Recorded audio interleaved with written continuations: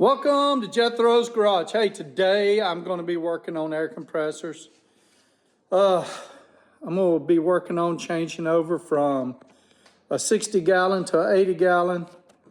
Let me flip it around here and show you.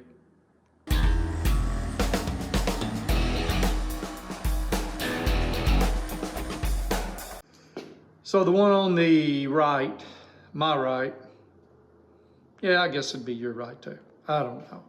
Anyway, that Black Max was my dad's. It's significantly older than the US General. That US General is a 60 gallon. The Black Max is an 80 gallon.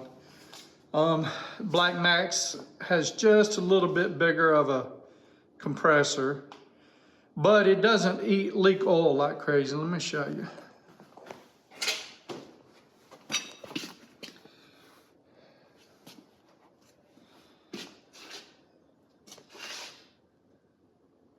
Just pushes it out all over the place.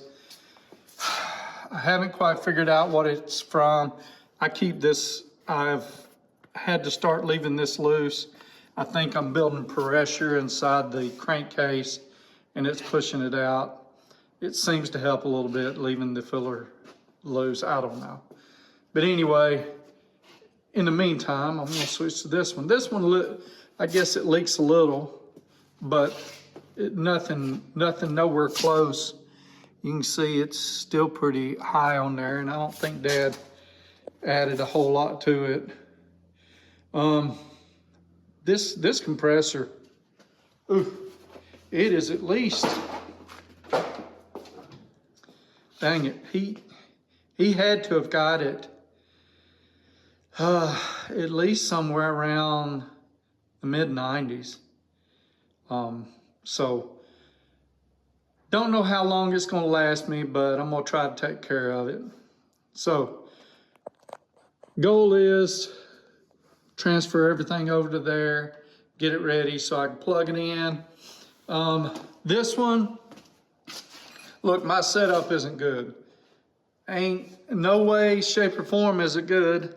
It doesn't get nowhere near the water out of it should, because it's not set up right. But I'm gonna set it up similar for now until I can get a little more time, a little more money to do it right. So you'll see I've got everything sort of mounted to the air compressor. So it goes into a shut off, then a regulator, then a toilet paper roll dryer. And then when I get over here, I've got it set up. This line right here is for my bigger hoses. Puts out more. I use it on my big impacts.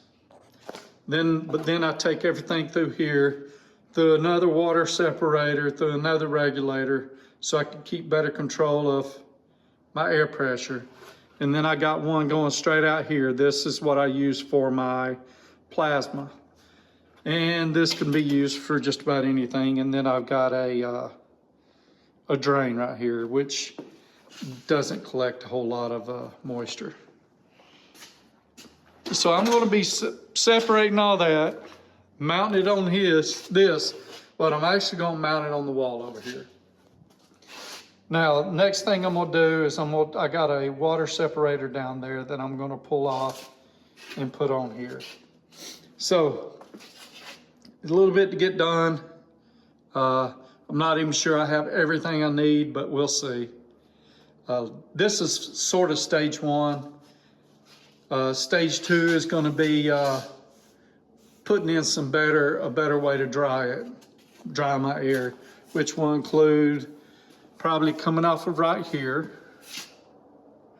Almost looks like Dad did that right there, but would be coming off right here, going over to either a homemade dryer I'm gonna build, which is essentially a bunch of copper tubing that it can flow through.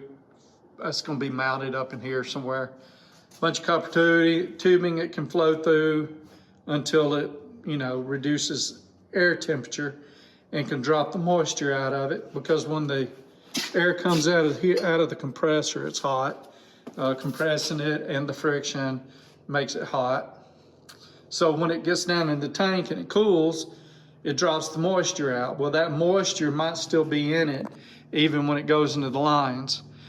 That's why you should be draining your tank regularly, and that's also why you should be cooling your air, because you don't want it to get to sensitive stuff. Talking about sensitive stuff, my plasma is a fairly, let me hold on, let me turn this back around. My plasma, and any plasma, is gonna be pretty sensitive to water. So I really don't have a setup proper, especially for a expensive plasma like I got. I'll take you over here. I've got a nice little plasma here. It's a hypertherm. But I'm taking as many precautions as I can, other than, spending $1,500 on to condition my air. But I've also got a water separator attached directly to it. So by the time it hits this, it should already be, boy, it's some horrible video. But anyway, it should already be cooled down and the moisture ready to drop out. I'm gonna add more things to it. I also have a air kit or a line kit that I'm gonna install in the garage. I've already got it, and I think I've got 200 foot of it. So 2 kits, and I'll show them a little later on in the video. But anyway, y'all enjoy. So during this whole thing, there was a lot going on. Here's just a bit of some of the stuff I got so I could do this. I've sped it up a bit so you can see. All I do here is I'm taking everything off the old compressor that I need on the new compressor. And like I said, I've sped it up here a bit. I started out with almost 2 hours of footage, and after cutting it down here and taking a second or two off there and 5 or 6 minutes off another place, I was able to break it down to, it's looking like around 34 minutes now, maybe 35 minutes. We'll see when I'm all said and done. But anyway, all this stuff that I'm taking off here, I'm going to use it on the other one. But instead of just throwing it on, I am going to put it on a board over there to the right behind the compressor. And I'm also going to lay it out. I'm going to take it apart piece by piece and figure out exactly how I want to set it back up. I also have an accident here a little later, but I'm going to let y'all listen to some music as y'all watch me speed through this instead of me just rambling on for the heck of it. Talk to y'all in a minute.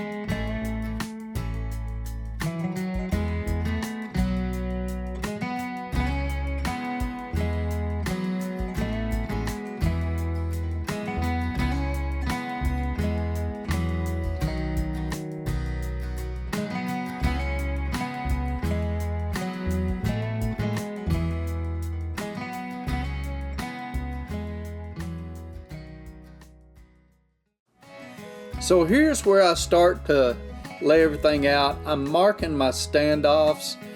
I looked online and I couldn't really find anything that I wanted to use, so I decided I was just going to use some 2x4s, cut them up, and I'm going to drill holes through these and screw them to the 2x4 I've got up on the wall.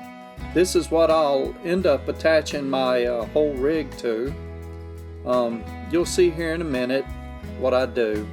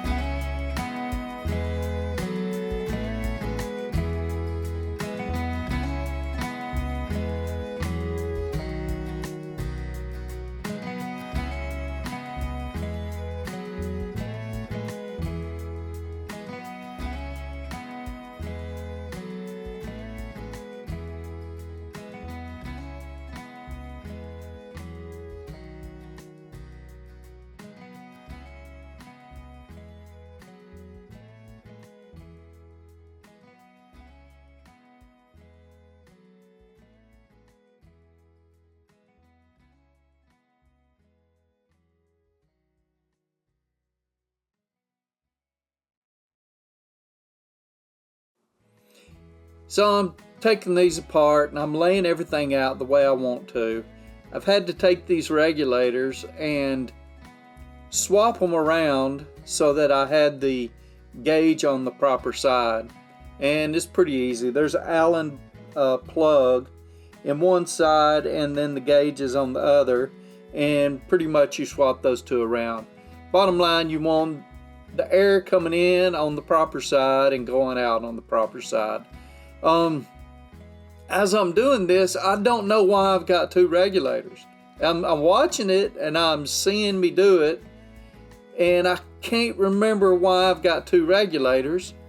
I know on one iteration of this whole thing that I had a regulator that was full blast, and it went, after all the filters and everything, or a few of the filters, it went straight out to a bigger line, and then a T went the other way and had another regulator on it that I kept regulated down to around 90 foot-pounds or 90 psi.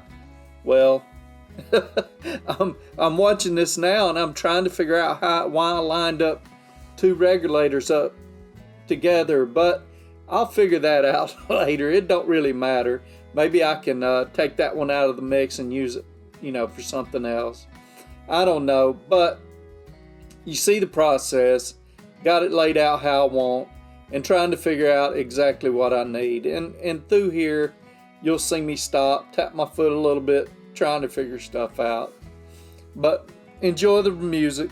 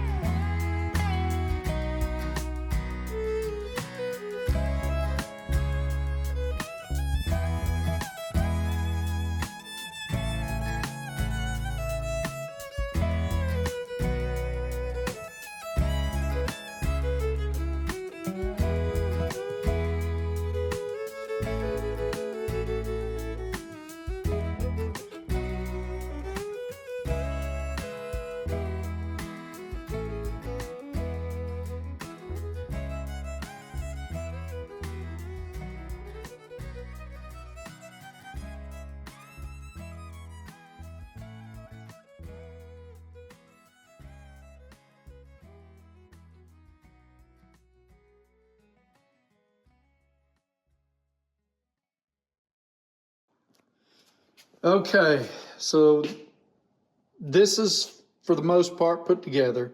Got to put a few fittings on there and a few more things. But this is everything that I can't hang it. You know, I've got everything on here to where I can hang it on the wall and not have any worries about getting it all together. We'll show you where I'm hanging it at now. So that's what the blocks are for. I made 4 blocks. I guess I didn't need them. Maybe if there's space and everything, I'll go back and add it. So I'll take and move these back, secure them there, and then I'll start hooking it up. Okay, that's what it looks like up there. And I'm going to end up running a flexible hose from here to there. That upper part of that T is for future plans. Not really sure how it's going to work out, but it's there just in case I need it, especially if I want to go up and over that way. So we'll get to work on getting this all hooked up, and maybe we'll have a finished product soon. Okay, I got my, I guess, jumper hose done. So what this is, I'm going from 3/4 inch all the way to there with 3/4 plug on the top to go out. Then everything else is 1/2 inch until I get to my fittings, my air hose fittings. So these are 1/4 inch fittings, and they're reduced down to that. This one's a 3/8 fitting, and it's reduced down to that. If I can find something that I can take advantage of a 1/2 inch, I will, but that's it. I wanted to show this before I hooked it up because once I push the air compressor back in place, it won't be as good of a view there. Okay, there is what I've built to get it up off the ground. I'm gonna bolt it to that. Hopefully it is stable. Had an accident earlier. We'll throw in some clips here, me having to fix it. And I've bent that. I'm hoping, I don't think it's rubbing anywhere. But bottom line is the compressor fell. Pulled this, half of this down with it. Broke off right here. And pulled this one out and loosened everything else up. It sucked. It took me about an hour and a half to fix what I had already done just because I couldn't wait on a little bit of help. Sun's coming right now. We're gonna lift it up and put it on that, secure it, and I'll hook everything else back up. And the last thing I have to do is wire this plug into that. And so I can plug it up and be done. So this is what I had to do to fix it. Luckily I had a nice pipe threading kit, or an old ancient one, but it works great. And this brass isn't too hard to mess with. So I just smoothed it off, put me some more threads on it, and you'll see me here in a little bit. I'll be pulling the broken piece of pipe out of that toilet paper filter. I call it a toilet paper filter. That's what I ended up going back in it with. I need to buy me a new one. I just haven't thought about it yet. Somehow I got something in that thing and it just ate the inside of it all up. And you'll see what I'm talking about. It's a motor guard filter. I'll show it here in a minute because you'll see me taking the using a ease out to get that piece of pipe out. But the motor guard filter was something that ate it up on the inside, and all the paint was peeling off. And reminds me I need to check it again because I don't want paint chips going through my whole system and clogging things up and messing with everything else. But with all that being said, it cost me a little bit of time and some work, and it was pretty aggravating to say the least. And here we had the finished product. I had a little leak, had to fix it with a tapered to a male fitting, but other than that, everything went well. I appreciate y'all following along. Y'all can finish this and look and see all the mess I made. Took me a while to clean it up. Y'all take care of yourselves and have a blessed day. And make sure to like, subscribe, and share me with your friends. I don't mind. Y'all have a great day.